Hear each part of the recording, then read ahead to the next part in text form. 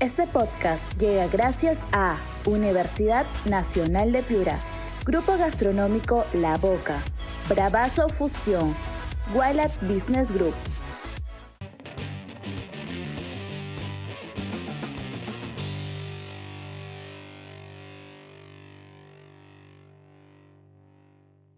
¿Qué tal amigos? Bienvenidos a nuestro podcast Las Cosas Claras y el día de hoy con un nuevo invitado para nuestro programa. Está con nosotros el destacado doctor, médico de profesión, Lucho Castro, conocido también como el médico del pueblo. ¿Quién no conoce a Lucho Castro? Un hombre muy solidario, un hombre que siempre estaba al servicio de la comunidad piurana. Doctor, bienvenido a este humilde programa. Muy buenos días con todos, amigos. Muchas gracias, Lee Guamán, por la invitación.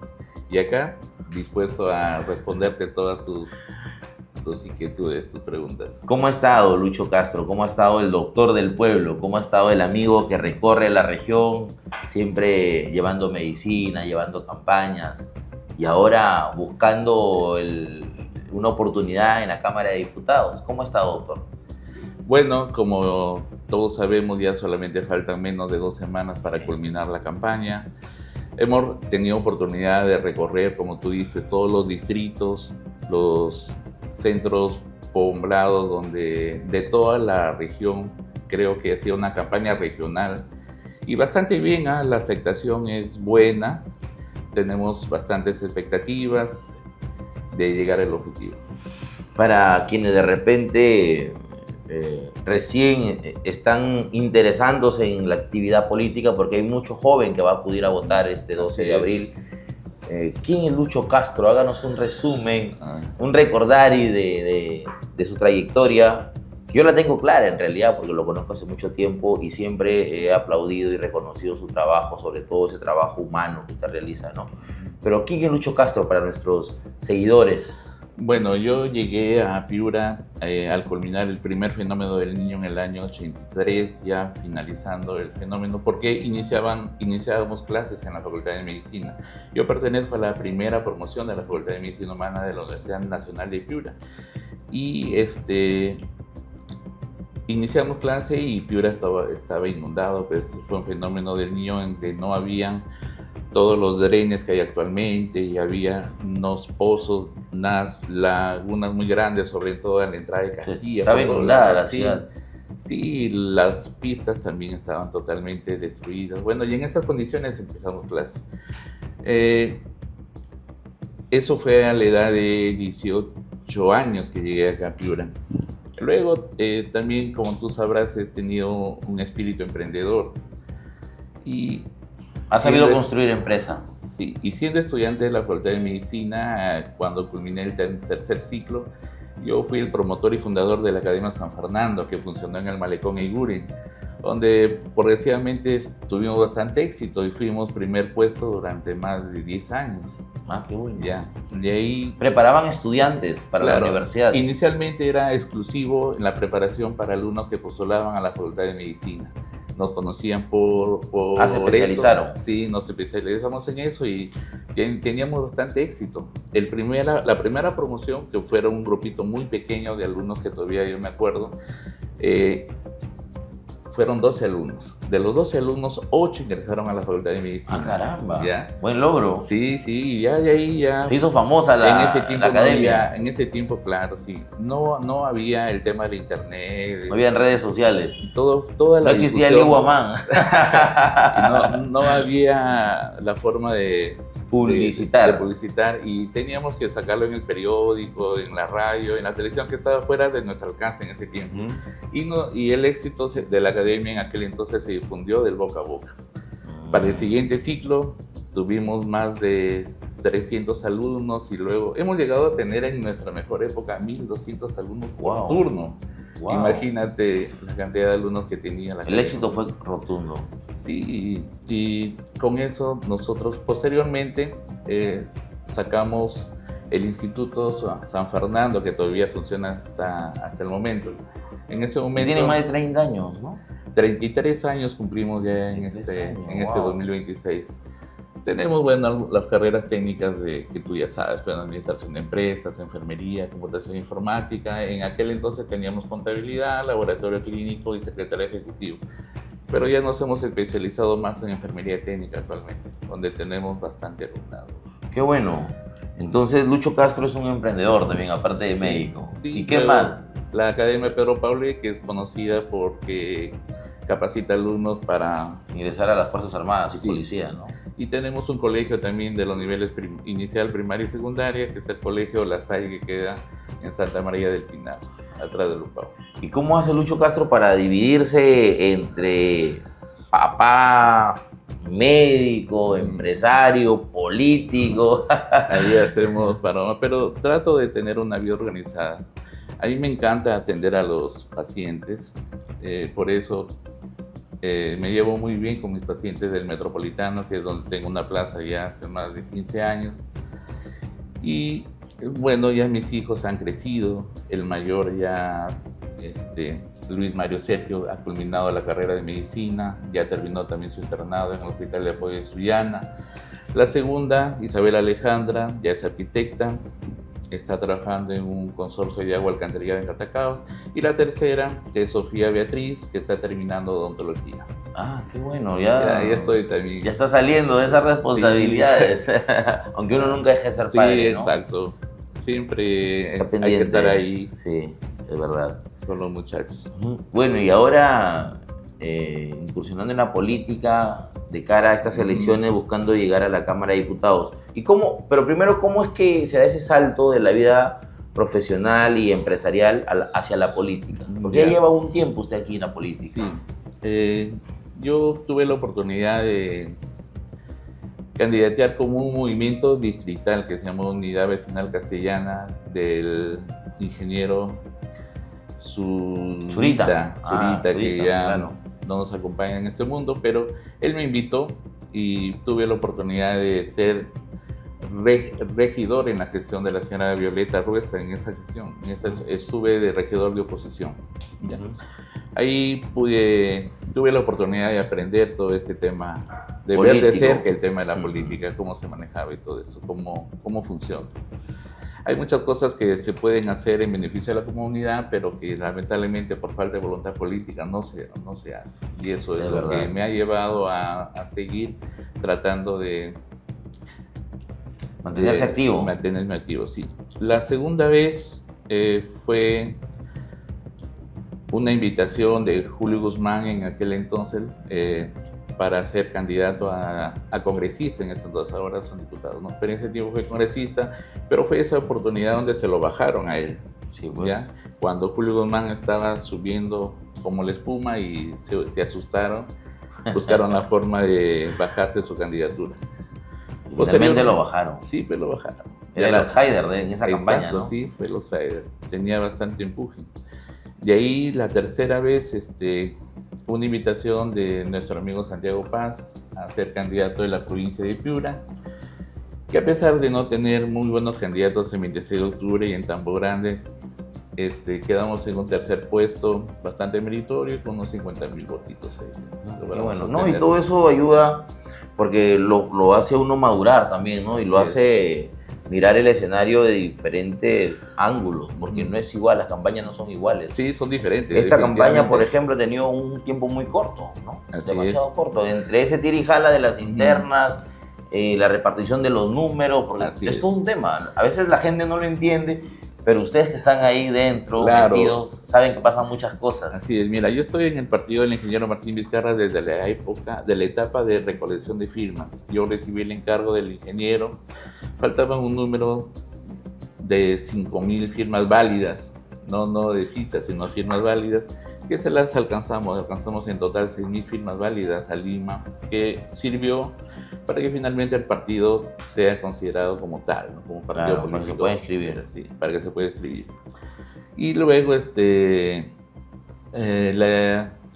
la candidatura a diputado viene, como tú lo dices, con muchas trabas en esta oportunidad, porque a nosotros el jurado nos estableció como fecha para inscribirnos el 23 de diciembre.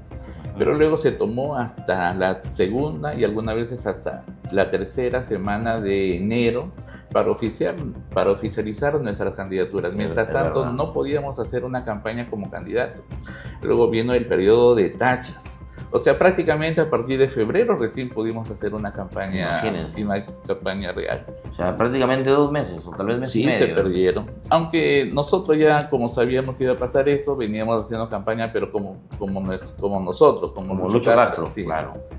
Hay algo importante que yo rescato en usted y es que no ha necesitado que le confirmen una credencial de candidato, que no ha necesitado que le confirmen una postulación para hacer trabajo en campo. Siempre lo he visto haciendo sus campañas médicas, lo he visto visitando caseríos, centros poblados, y eso es algo que yo creo tiene usted muy bien marcado, ese valor de la solidaridad, porque eso es ser solidario, ¿no? Sí, aunque ya es considerado actualmente motivo de tacha.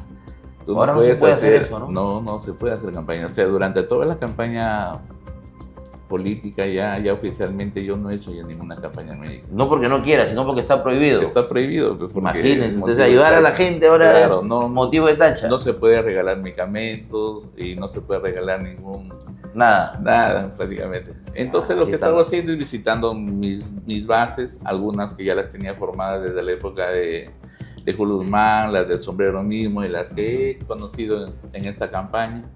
Y sí he tenido bastante aceptación, como habrás visto en los videos que publico en Facebook, en TikTok. Sí, he estado por todos lados. Todos los días publico un videito. Permítame hacer una pausa comercial, doctor, por favor, para continuar con esta conversación. Estamos con Lucho Castro, candidato a diputado por el partido político Perú Primero. Pausa y regresamos.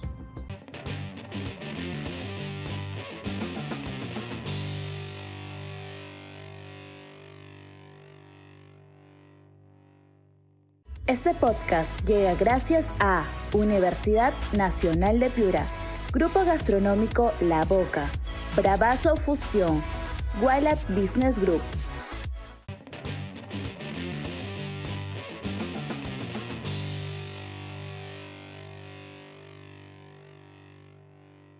Ya estamos de vuelta en nuestro podcast Las Cosas Claras. Yo soy Lee Guamán y estoy con el doctor Lucho Castro, candidato a diputado, con el número 3. Con el número 3. Por el partido político Perú Primero, el partido político fundado por el expresidente Martín Vizcarra. Y ahora entremos a las propuestas, doctor Lucho. ¿Por qué postula usted a la Cámara de Diputados? ¿Qué lleva usted como plan de gobierno? ¿Qué le ofrece esta mañana al pueblo piurano y peruano? Yo tuve la oportunidad de conversar con el ingeniero Martín Vizcarra antes que tenga todos estos inconvenientes, ¿no?, que le han privado de la libertad. Y él en una oportunidad me dijo: mira, Lucho, la política debe estar siempre al servicio del pueblo, del ciudadano, no al revés, no servirse de la política. Entonces, enmarcado en este concepto, en esta idea, mis propuestas son las siguientes. En primer lugar, impulsar una iniciativa legislativa donde se declare de emergencia la creación del Instituto Regional de Enfermedades Neoplásicas para la región Piura. Para los pacientes con cáncer. Sí, ¿por qué? Porque Piura como región tiene una alta incidencia de pacientes con diagnósticos oncológicos, cáncer, ¿no? Ya, entonces, ¿qué es lo que pasa? Nosotros no contamos con un instituto especializado donde se brinde una atención integral, desde un diagnóstico temprano hasta un tratamiento oportuno. ¿Qué es lo que pasa cuando tú tienes un paciente que le diagnostican cáncer, un familiar? Dependiendo si esté en MINSA o en salud, lo que necesita es una referencia para la ciudad donde se trate el tipo específico de cáncer que tiene el paciente. Si tiene cáncer de mama, por decir un ejemplo, lo mandan ¿a dónde? A Lambayeque. Si tiene una leucemia, un cáncer gástrico o de colon, lo mandan a Lima. Entonces, ¿qué va a pasar? Se tiene que trasladar el paciente conjuntamente con un familiar al lugar donde es asignado, y si no tienes a dónde llegar, si no tienes un familiar en la ciudad donde te han enviado, eso implica un gasto de hospedaje, gasto de alimentación, la movilidad misma interna. ¿Y la medicina? Y eso es lo que te iba a decir. A veces, si bien es cierto, los tratamientos son gratis, entre comillas, hay insumos, medicamentos que faltan. Entonces, imagínate, estás en una ciudad donde no vives y tienes que hacer frente a todas estas dificultades. Entonces, por eso yo estoy impulsando esta iniciativa, porque veo bastante en la consulta médica diaria, metropolitana y de manera particular también. Usted conoce el monstruo por dentro, pues. Claro, sí. He tenido familiares también, lamentablemente, que han tenido estas enfermedades. Entonces yo he tenido que involucrarme, ¿no? Claro. En esto y conozco la situación desde dentro. Sé los problemas que se pasan desde acá, desde el momento de conseguir la bendita referencia, que debería ser rápido, ¿no? Para que se vaya, pero eso demora. Y a veces hay personas que gestionan pasajes que no les dan en la mayoría de casos, ¿no? Sí, es verdad. Tienen que recurrir a hacer actividades. Sí.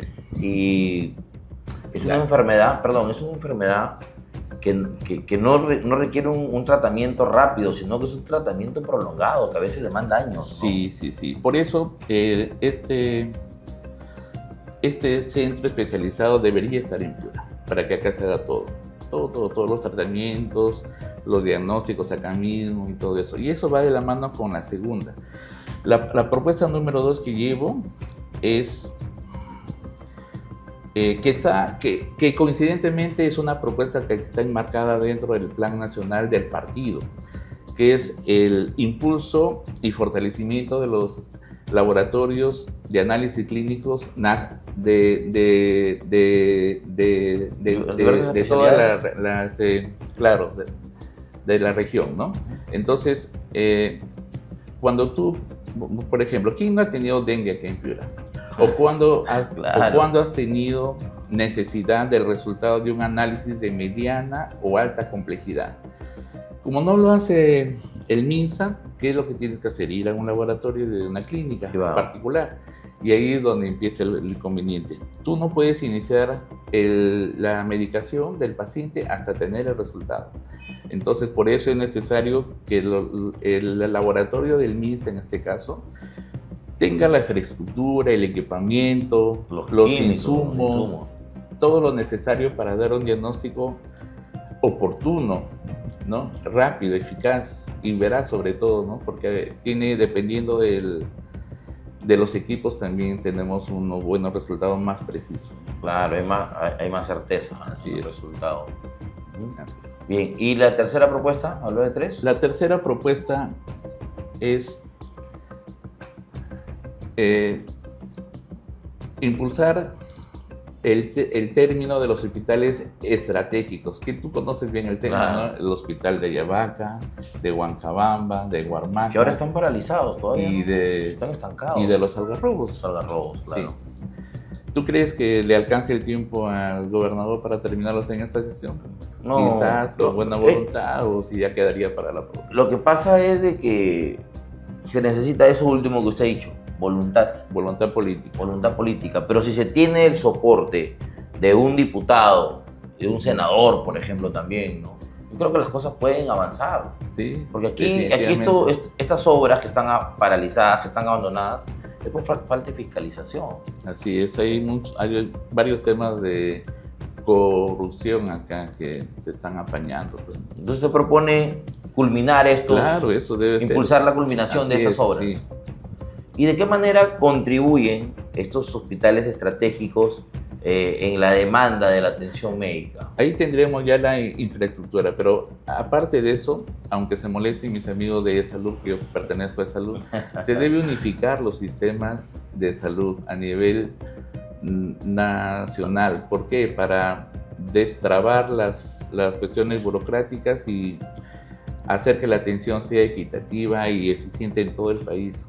¿Qué pasa? Tú vas a un hospital del MINSA y si perteneces a salud no te van a atender y viceversa. Tienes que desafiliarte primero y meterte al CIS para que Pero si es una emergencia. Imagínese, Si es ¿no? una emergencia. Que eso pasa todos los días. Sí, es verdad.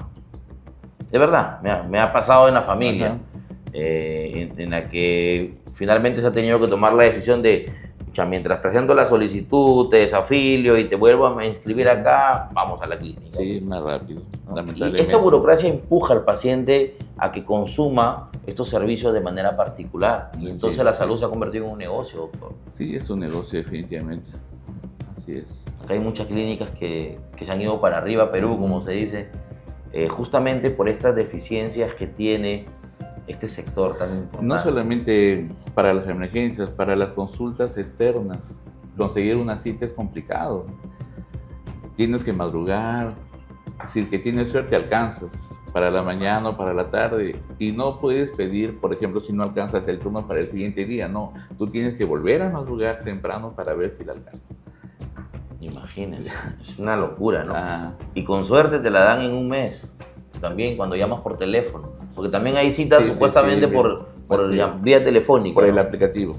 Por el aplicativo también, pero esas citas llegan cuando ya se murió el paciente. Sí.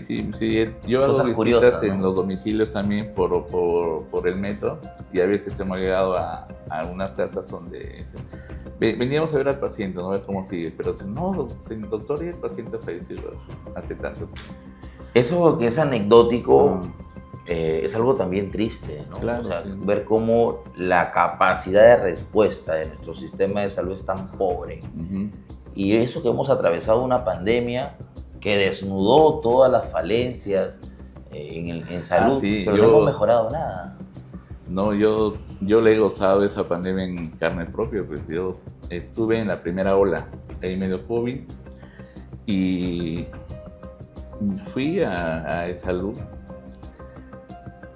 y ya me hicieron el diagnóstico, todo ya tiene COVID, tiene que esperar a que no que le den autorización para entrar.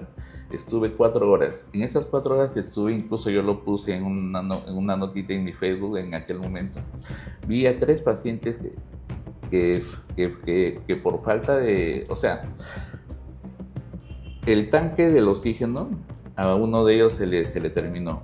Y los técnicos y enfermeros en aquel momento estaban ocupadísimos, estaban corriendo. Era una locura. Pero no había capacidad de atención para tanto y se descuidaron. No, se le terminó y nadie se dio cuenta. Nadie se dio cuenta y falleció. Por falta de oxígeno. Sí, por ejemplo, te digo, ¿no? Y así y demoré, como te digo, 4 horas. Y como tenía amigos, oye, ¿por qué no me dan cama? ¿Y sabes cuál fue la respuesta? No sé si será conveniente decirlo. Estamos esperando a que alguien fallezca para darte cama. Wow, qué duro, ¿no? Qué duro, bravo. Fueron momentos complicadísimos. Y ahí mi compañera de la promoción, Milagrito Sánchez Reto, se le echó. Yo le daríamos una medalla. Ella enfrentó esa grave crisis sanitaria de la mejor forma. Habría mucho por conversar sobre el tema del COVID, ¿no? Para volver a nuestra realidad y a nuestra época, uno de los indicadores que dicen si estamos haciendo bien o mal las cosas en salud es las muertes maternas. Y en nuestra región, desde el año 2020 a 2026, han fallecido 150 madres, ¿ya? De los cuales 14 son del año pasado. Entonces ya desde ahí nos dice que estamos haciendo mal las cosas en el tema de salud. Urge hacer todos estos cambios que te he mencionado y otros también, pues, ¿no? No hemos tocado el tema de que faltan médicos, faltan enfermeras, faltan técnicos. Faltan presupuestos también para contratar médicos especialistas. Que vayan a los distritos, hasta el último rincón de la región. Las postas médicas, postas médicas, ¿no? De los centros poblados también deberían atender en un horario más extenso, porque atienden hasta las 12 del día en algunos casos. Y en otros casos abren 2 o 3 veces a la semana nada más, porque no hay personal. No hay personal, exacto. No hay personal para el turno tarde, y mucho menos en la noche. Peor todavía, no te puedes enfermar de noche. No. Yo como estado de campaña, por ejemplo, hay un lugar que se llama La Quemazón. La Quemazón. Sí.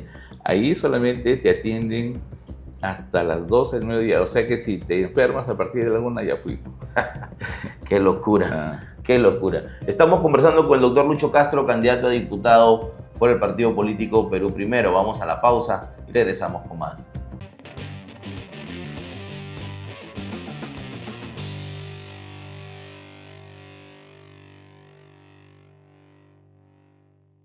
Este podcast llega gracias a Universidad Nacional de Piura, Grupo Gastronómico La Boca, Bravazo Fusión, Gualat Business Group.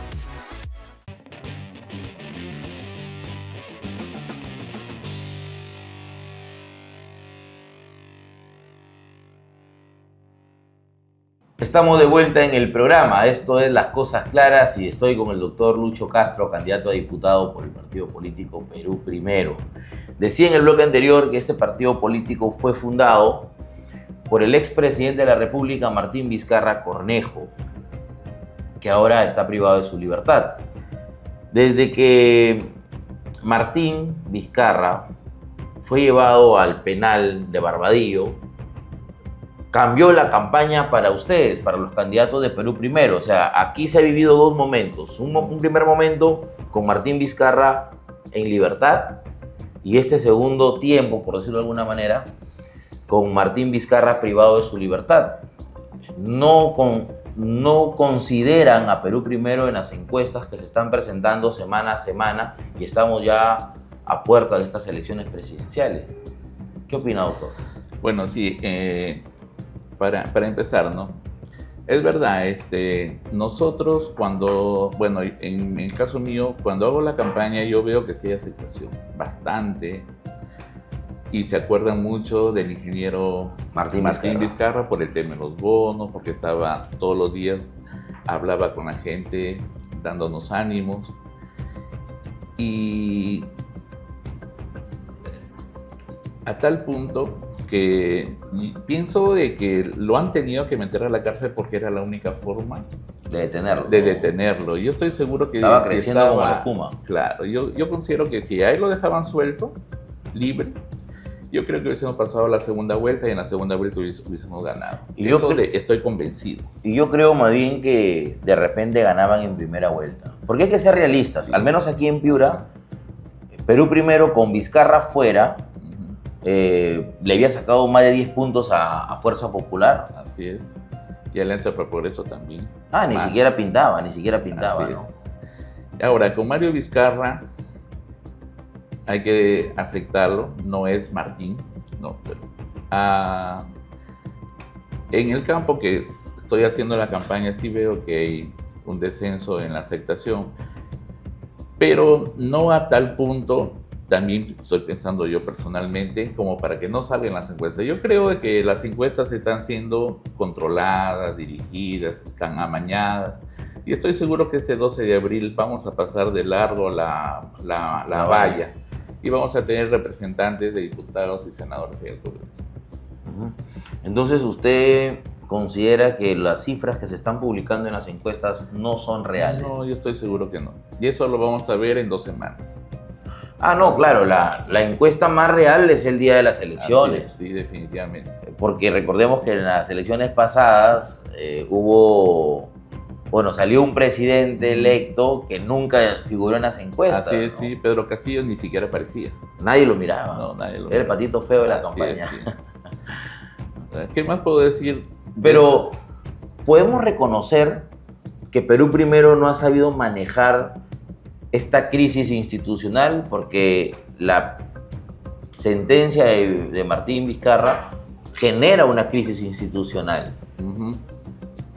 ¿Cree usted que como partido les ha faltado un mejor manejo de esta situación?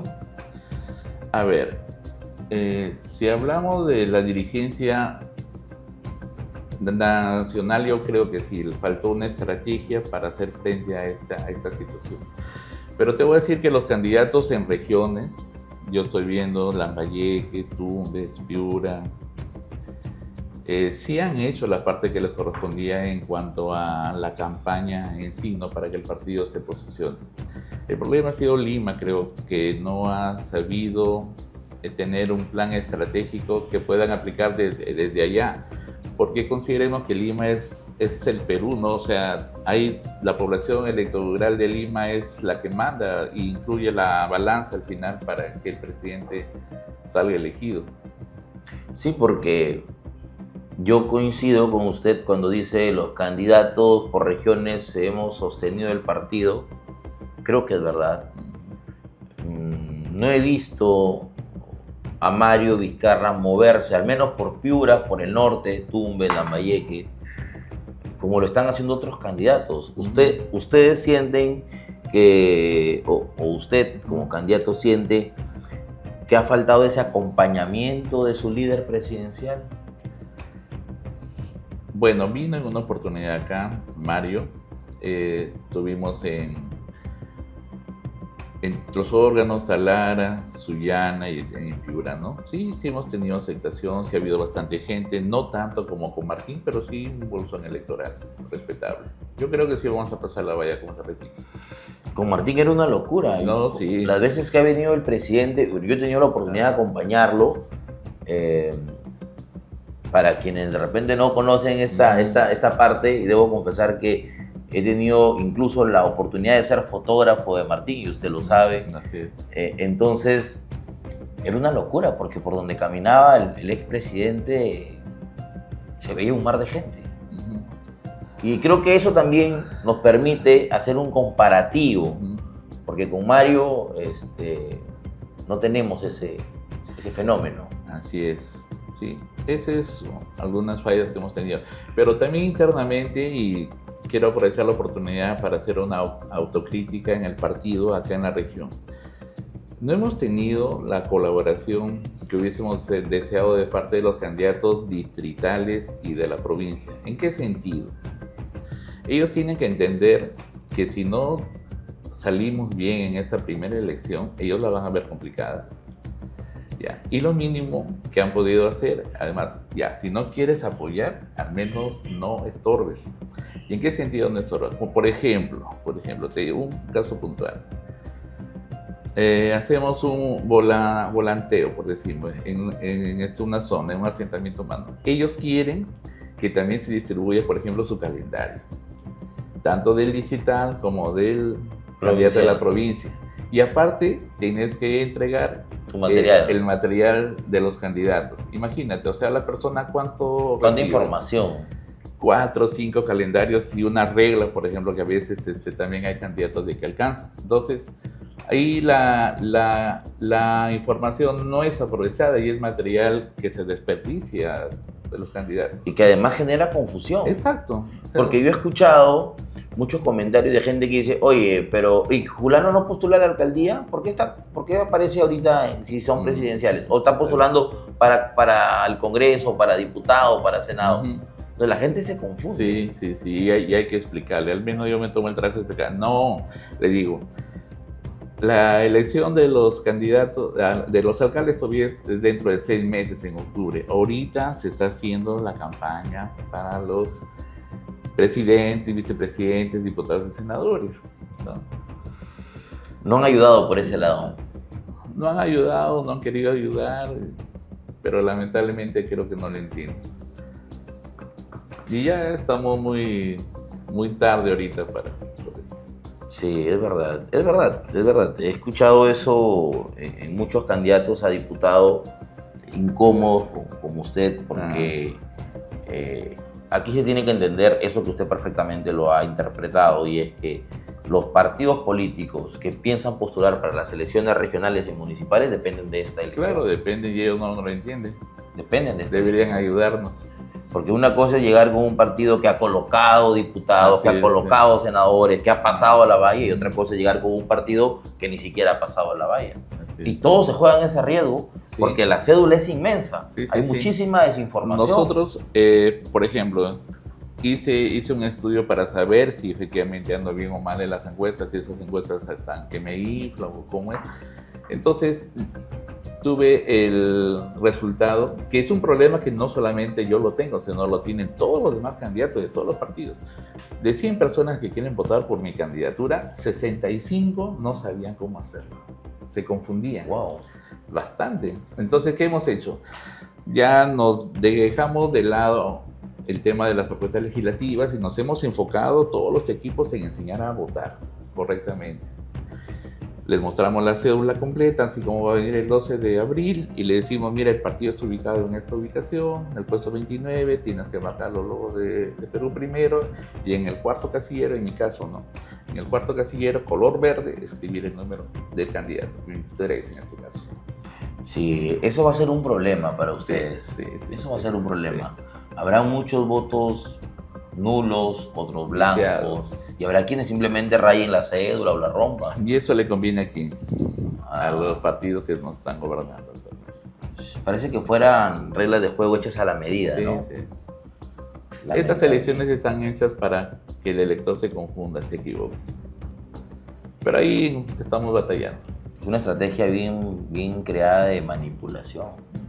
Claro, porque estás llevando a la gente al error, a la confusión, a la equivocación. Vamos con la última pausa comercial del programa y regresamos con esta conversación, con esta entrevista con el buen doctor Lucho Castro, candidato a diputado por Perú Primero.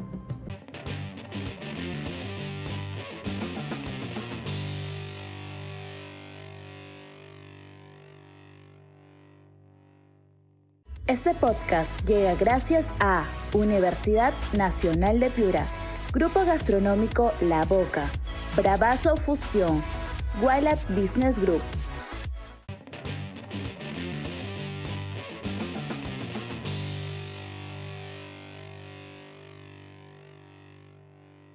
Y llegamos a nuestro último bloque de esta entrevista con el doctor Lucho Castro, candidato a diputado por el partido político Perú Primero.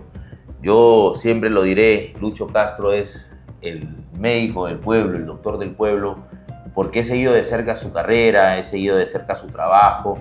Siempre estamos en constante comunicación, siempre ha tenido usted esa gentileza de atenderme con algunos casos especiales de gente humilde, de gente que no tiene los recursos económicos para poder recibir una atención de repente en una clínica, ¿no? Acá las clínicas son muy costosas y usted ha tenido ese gesto tan humano de decir, bueno, tráela para acá, voy para allá, y eso creo que hace grande a Lucho Castro, y es importante decirlo porque siempre, al menos a mí me han visto como que el criticón, el bufón, el malo de la película, pero yo cuando tengo que reconocer algo lo hago también, y en esta oportunidad, a puertas de este proceso electoral, toca reconocer las buenas acciones de los amigos, como por ejemplo Lucho Castro, porque yo no voy a negar, Lucho es mi amigo, usted es mi amigo, sí, y no lo voy a negar. Entonces, y si esto sirve para que la gente reflexione de cara al 12 de abril, yo me voy a alegrar muchísimo, doctor, de que usted pueda estar en esa pelea de cara a ser uno de los diputados electos por esta región, porque necesitamos gente con ese pensamiento, ¿no? Con esa proyección humana, con esa disposición para servir al pueblo. Porque aquí en Piura las cosas no están bien. No. La economía está mal. Sí. En infraestructura estamos hasta las patas. Ni siquiera el centro de Piura lo tenemos las calles como están. En óptimas condiciones, Sí. ¿no? Y los negocios que por ahí están establecidos, imagínate. Se han que cerrado las muchos sí, negocios. sí. Entonces, frente a esto, doctor, ¿cómo se siente usted viviendo en esta región y ver todas estas situaciones que tenemos tan adversas? Como te dije, he tenido la oportunidad durante la campaña y las anteriores también de visitar los diferentes caseríos, distritos, ¿no? Y en todos los problemas casi son los mismos. Falta de saneamiento físico legal, que es tema de las alcaldías, de los alcaldes, ver cómo se resuelve eso. Falta de agua y alcantarillado, por lo mismo que no hay saneamiento físico legal, ¿no? No hay forma de cómo hacer esas obras, pistas y veredas. El tema de la basura es otro problema por todos lados. Y la infraestructura que tienen los servicios de salud, que es lo que más veo yo, tanto del MINSA como de salud, deja mucho que desear, ¿no? Y es preocupante. Sí. Y la falta de insumos, la falta de medicamentos, la falta de personal, como tú dices, solamente tiene derecho a enfermarse hasta el mediodía porque luego ya no va a haber quien te atienda. Hay muchas deficiencias, mucho por hacer en la región. Yo creo que las autoridades que salgan electas tienen que enfrascarse en eso, tienen que comprarse el pleito. El otro tema que no hemos tenido oportunidad de hablar de las obras es, por ejemplo, de las carreteras de Ayabaco, Huancabamba. He tenido oportunidad de viajar a diferentes lugares de las provincias que te he mencionado y la carretera es terrible, bueno, ya lo sabes, pero debería verse la forma de cómo hacer estas carreteras para que mejore el tema de salud, el tema de educación, el tema del comercio. Tema turístico también. Tema turístico. Hace poco hemos tenido unas muertes en la carretera hacia Ayabaca, ¿no? Por un deslizamiento. Sí. Y eso es de todos los años. Y hace un mes también una camioneta Hilux nuevecita se cayó. Las pistas estaban mojadas. Ahí patinan las llantas. Entonces el compromiso es también ayudar a gestionar esos proyectos. Claro, comprarse el pleito, porque ese es comprarse un pleito, pero sí estoy dispuesto a hacerlo, llegado el momento. A pararse bien en la Cámara de Diputados. Sí. Conseguir los presupuestos. Sí, porque el problema aquí también es ese, ¿no? O sea, llega un presupuesto a la municipalidad, se va hasta el 80% a veces en pagos al personal. De personal, y con lo que queda no se puede hacer mucho. Y hay que tocar puertas en Lima, pararse bien frente a los ministros, ¿no? De las diferentes carteras para poder lograr esos presupuestos. Así es. Y también una crítica, si tú estás postulando a un cargo, por ejemplo, de alcalde del distrito X, luego pienso, ¿no? Que debes terminar la gestión y si quieres luego candidatear, pero después, no abandonar o renunciar para luego volver a candidatear a otro cargo.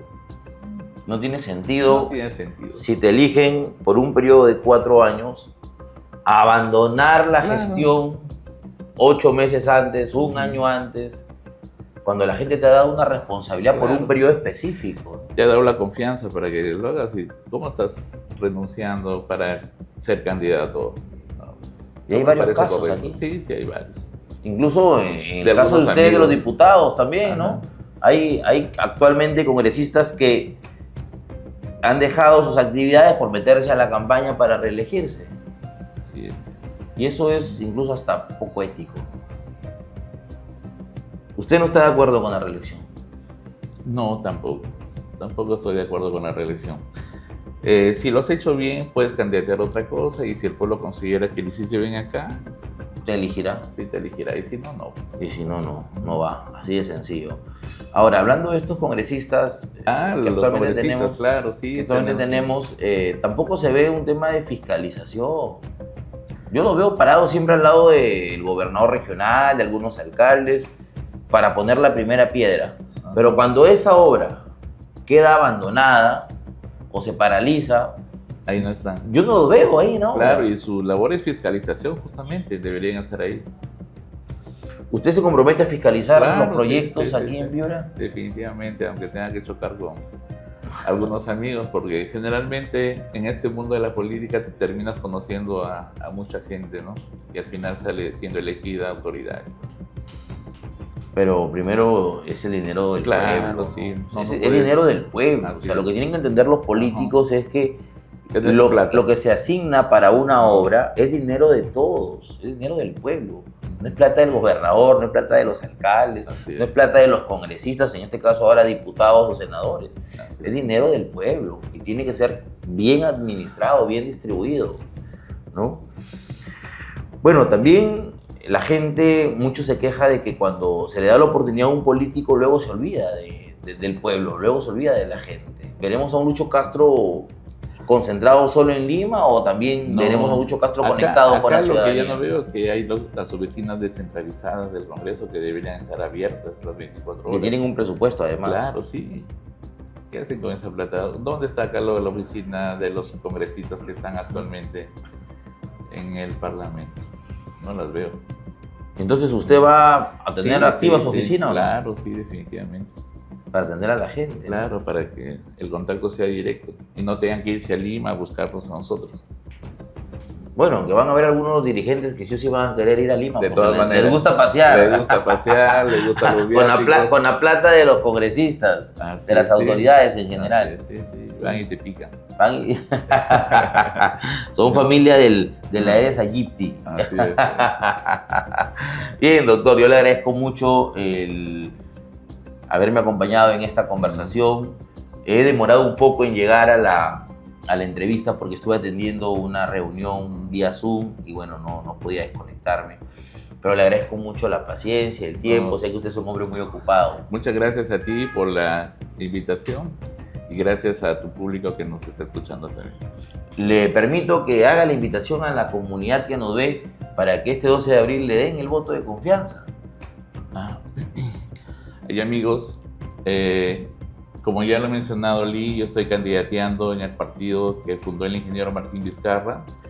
Nuestro logo es un 1, marcando los 5 logos, los 5 unos y escribiendo en la cuarta casilla verde de diputados el número 3. Muchas gracias.